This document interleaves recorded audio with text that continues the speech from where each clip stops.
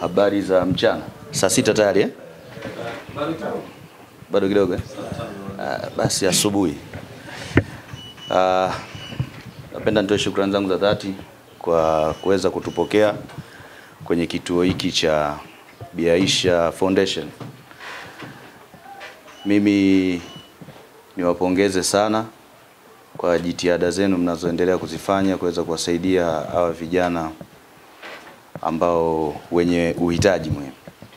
Na sisi Young African kwa kushirikiana na GSM Foundation, kama ilivyo kawaida yetu kutoka kwenye klabu ya wananchi. Hii ndio klabu ya wananchi wote wa nchi ya Tanzania. Hao wengine ni kutokana tuna jeuri zao. Lakini wote sisi wote ni wananchi.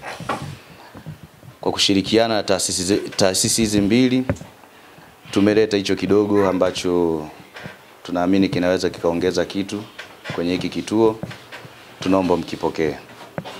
Vile vile wakati huo tupo hapa Mbeya kwa ajili ya mechi yetu ya pili ya ligi kuu Tanzania bara dhidi ya Mbeya City ambayo tutacheza leo.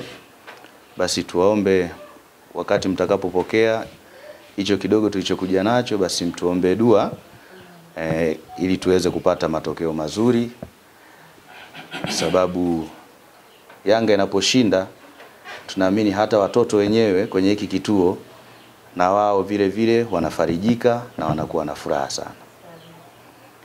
Wakati huo tuendelee kuiombea Mungu nchi yetu, kwa sababu tuko kwenye mwaka wa uchaguzi. Tuombe tuvuke salama, na kwa uwezo wa Mwenyezi Mungu tunaamini kabisa tutafika kule tunakokuhitaji kufika. Kwa baada ya kusema haya, basi naomba tukabidhi hivi video vichache tulivyokuja navyo muweze kuvipokea. Asanteni sana.